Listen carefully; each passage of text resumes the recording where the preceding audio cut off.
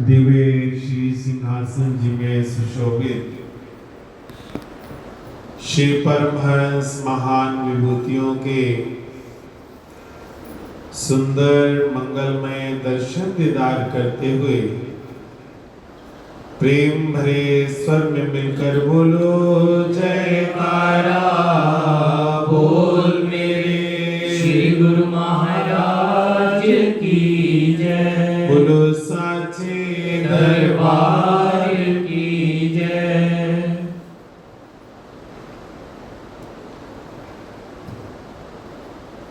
उस परम पिता परमात्मा का ये महा उपकार है कि इस दुखमयी संसार के अंदर उस प्रभु ने हमें सुख का ठिकाना बख्शा है, सुख का साधन बख्शा है, हमें वो स्थान मिला है, वो शरण मिली है, वो उपलब्धि हुई है कि जो अपने आप में बेमिसाल है। क्योंकि अगर कोई किसी पदवी पर पहुंच जाता है तो उस पदवी के छीनने का भय रहता है। अगर कोई धन कमा लेता है, उस धन के कुछ लाभ होते हैं, कुछ नुकसान होते हैं। इसी प्रकार संसार में हर सुख के पीछे दुख है, लेकिन उस परमपिता परमात्मा ने हम सेवकों को जो महा उपकार से निवाजा है, क्या कि हमें वक्त के महापुरुष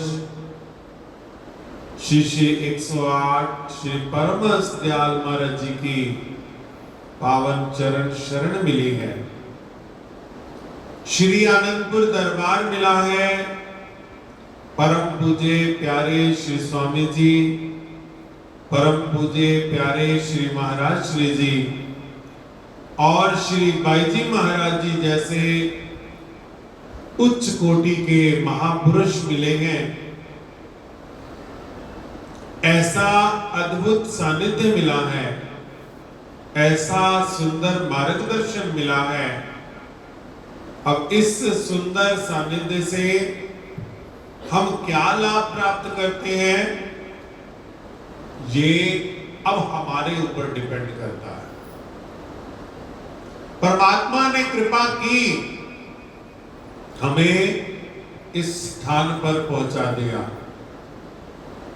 महापुरुषों के चरणों में पहुंचा दिया, महापुरुषों से मेल करवा दिया, महापुरुषों से हमारा संबंध हो गया गुरु शिष्य का। ये सारा परमात्मा ने किया, हमने नहीं किया। ये सारा परमात्मा की रचना से हुआ। आप विचार करो, कहां थे, कैसे थे और कैसे श्री आनंदपुर, कैसे परम पूज्य महाराज जी लुधियाना में, और कैसे हम कहां थे और कहां पहुंच गए, कहां थे और कहां आ गए, कहां थे और कहां लाकर बिठा दिया गया। क्या ये हमारी ताकत से संभव हुआ, हमारे पुरुषार्थ से संभव हुआ? कभी हमने विनती की कि हे परमात्मा मुझे गुरु मिला दे? कभी हमने अरदास की कि हे परमात्मा मुझे सतगुरु मिला दे? कभी हमने कोई व्रत किया कि हे परमात्मा मेरा ये व्रत तभी सफल होगा जब मुझे सतगुरु मिलेगा? कोई दान किया, कोई पुण्य किया, कोई माला फेरी, कोई जप किया, कोई तप किया, क्या किया? कुछ नहीं।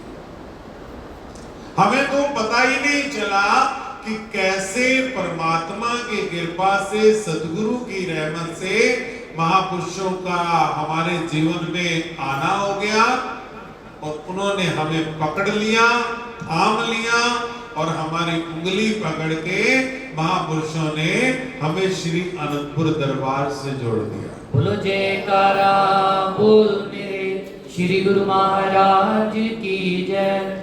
आप स्वयं अपने दिल में अंदाजा लगाइए कि श्री अनंतपुर दरबार से जुड़ने के लिए हमने कौन सा एफर्ट किया, हमने कौन सा प्रयत्न किया, हमने कौन सी साधना की। हमने कोई साधना नहीं की। इतिहास में अनेकों उदाहरण आते हैं जो प्रेमी प्रार्थना करते हैं कि मुझे सतगुरु मिले। हमने तो वो प्रार्थना भी नहीं की। मैं अपनी बात कर रहा हूं, आपकी नहीं कर रहा। आप ये मत सोचिए कि हमने की, आपने की होगी मगर मैंने नहीं कभी की। राजा पीपा का इतिहास सुनते हैं, संत नामदेव का इतिहास सुनते हैं, मीराबाई का इतिहास सुनते हैं, शबरी का इतिहास सुनते हैं। जितने भी इतिहास सुनते हैं उन इतिहासों में एक बात सिमिलर है कि किसी ना किसी वक्त ये प्रार्थना हुई कि हे प्रभु कृपा कर, उजड़ा दिल दिया वागा मोड़े, जी ऐसा कोई संत मिले, जिड़ा तार हरि दे नाल जोड़े, जी ऐसा कोई संत मिले। प्रार्थना हुई मगर मुझे नहीं लगता कि हमारी तरफ से, मेरी तरफ से कोई ऐसी प्रार्थना हुई हो। फिर भी कोई प्रार्थना ना होने के बावजूद भी मेरे श्री गुरु महाराज जी ने कितना उपकार किया कि हमें अपनी रहमत से नवाजा, कृपा से नवाजा और हमें संसार सागर से निकाल करके अपने चरणों से जोड़ लिया, अपने चरणों में बिठा लिया। अब बिठाना उनका काम, आगे का काम हमारा। बालपन में एक कथा सुना करते थे कि एक यात्री यात्रा कर रहा था। यात्रा करते करते पैदल ही यात्रा कर रहा था। शाम के समय एक पेड़ की घनी छाया देखी, उस पेड़ के नीचे बैठ गया। वो पेड़ कल्प वृक्ष था।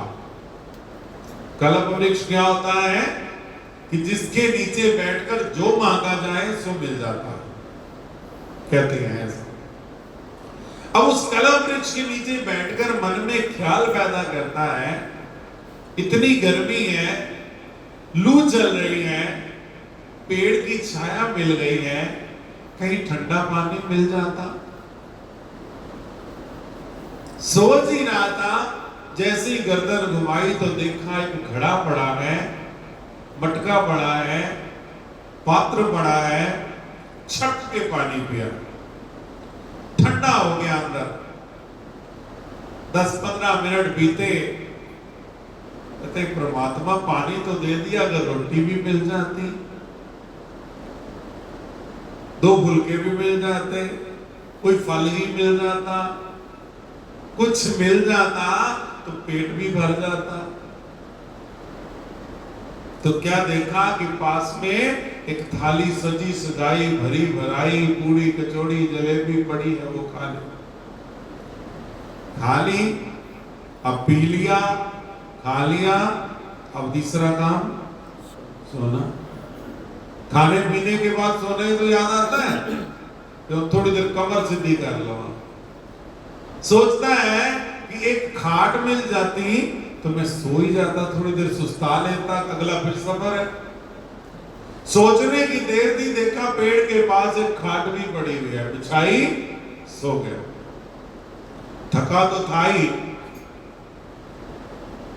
सो गया। ऐसा सोया, ऐसा सोया, ऐसा सोया कि जो आंख खुली तो संध्या हो रही थी, सूरज छिप गया था, रात्रि प्रारंभ होने वाली थी।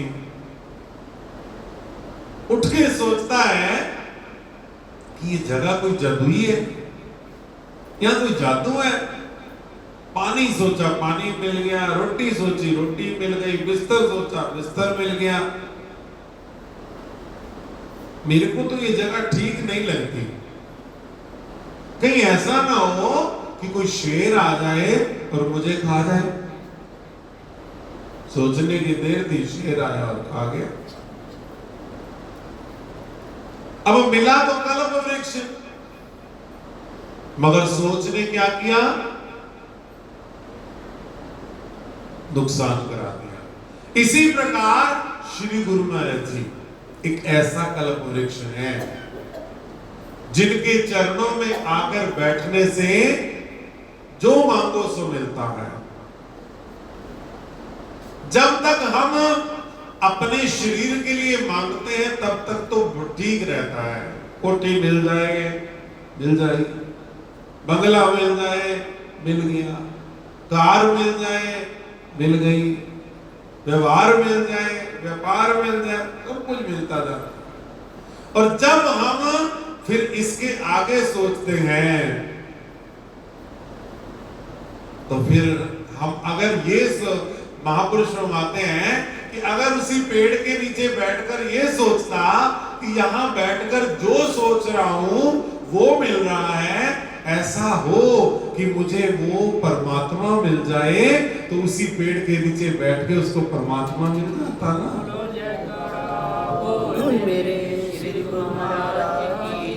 अब ये तो सोच पर डिपेंड करता है कि हम क्या सोच रहे हैं।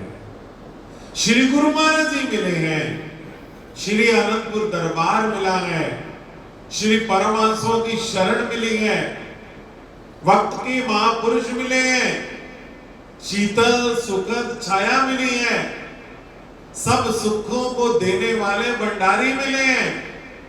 और हम इनके चरणों में बैठकर क्या सोचते हैं, ये हम पे डिपेंड करता है। अब जो हम सोचते हैं वही तो पाते हैं। जो सेवक सतगुरु के चरणों में आकर के ये प्रार्थना करता है कि हे गुरु महाराज जी, मेरे हृदय में बस जाओ, मेरे मस्तक में बस जाओ, मेरी जीभा में बस जाओ, मेरी आंखों में बस जाओ, मेरे कानों में बस जाओ, मेरे रोम रोम में बस जाओ।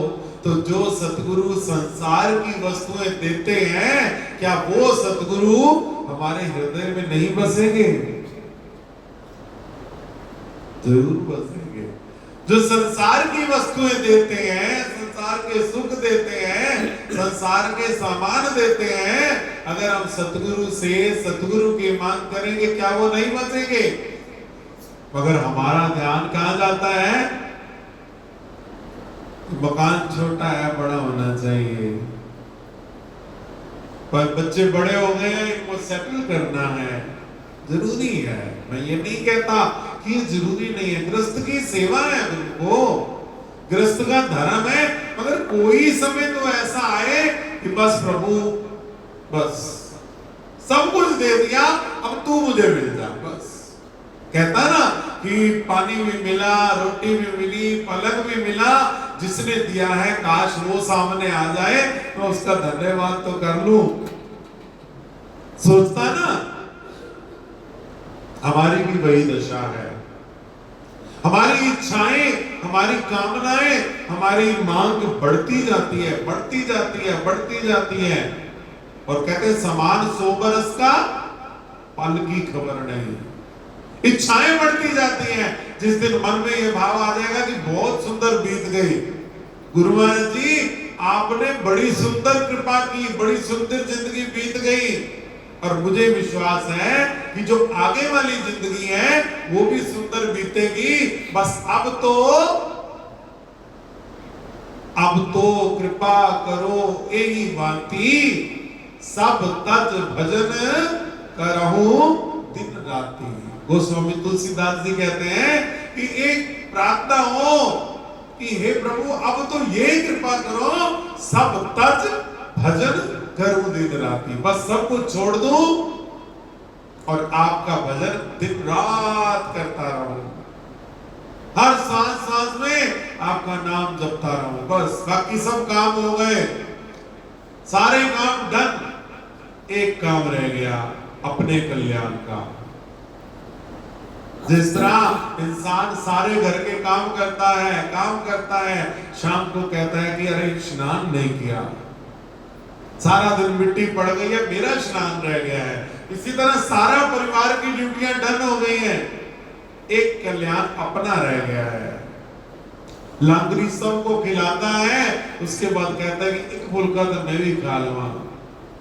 इसी प्रकार सारे परिवार की, सारे संसार की, सारे समाज की ड्यूटियां निभा ली है, अब अपने कल्याण का काम तो कर लें। जब परमात्मा ने कृपा की है, श्री अनंतपुर दरबार मिला है प्रेमियों, ये आसान नहीं है। ये वो सौभाग्य है जिस सौभाग्य के लिए देवी देवता तरसते हैं। सत्य वचन है ये। देवी देवताओं के पास अलौकिक देह है, दिव्य देह है, जिस देह द्वारा वो इस संसार में नहीं आ सकते। वो सतगुरु को देख तो सकते हैं, मगर सतगुरु की सेवा नहीं कर सकते, उनको हुक्म नहीं है। वो तरसते हैं कि कब हमें मानुष शरीर मिले और कब हम सेवा करें, सत्संग करें, सिमरण करें।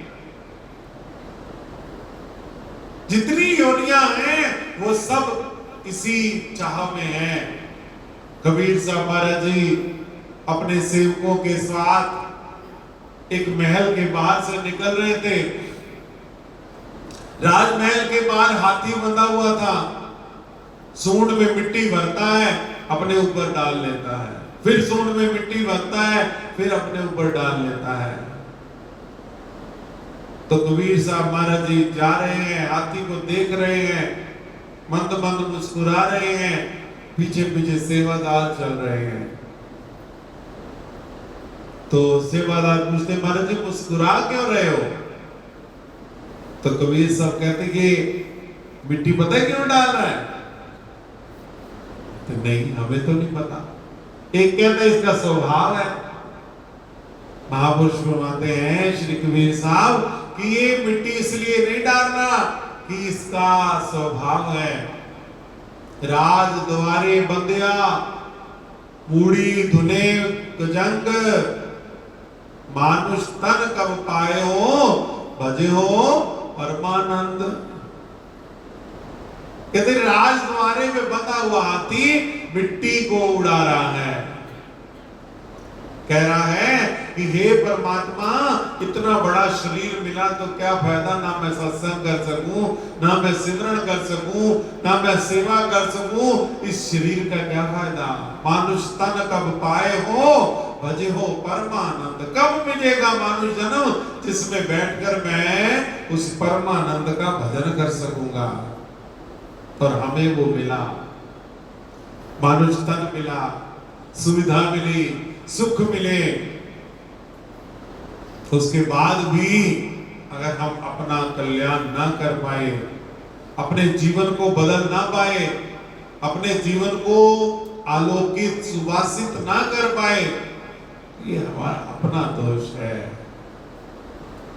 परमात्मा ने तो हमें कल्प वृक्ष के नीचे लाके बिठा दिया है। अब हमारी मांग क्या है ये परमात्मा डिसाइड नहीं करेगा।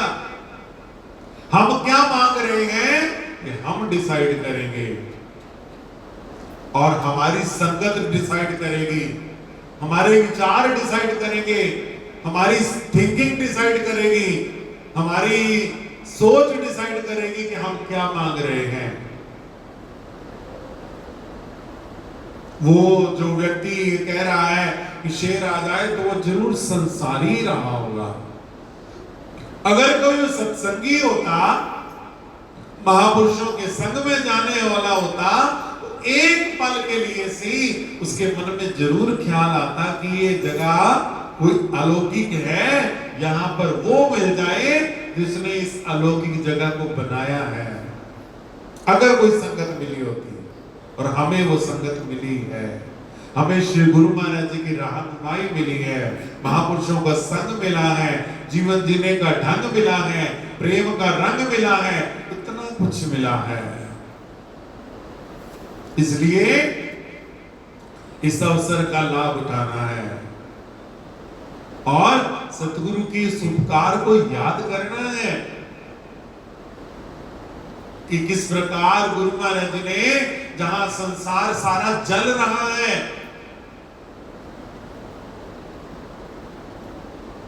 वो कहते कलयुग काली बादली झरझर परे अंगार, संत न होते जगत में जल पड़ता संसार। सारा संसार जल रहा है, काम क्रोध लोभ मोह मद मत्सर जल रहा है, और गुरु महाराज जी ने इस जलते हुए संसार से बाजू पकड़ी और हमें अपनी गोद में बिठा लिया।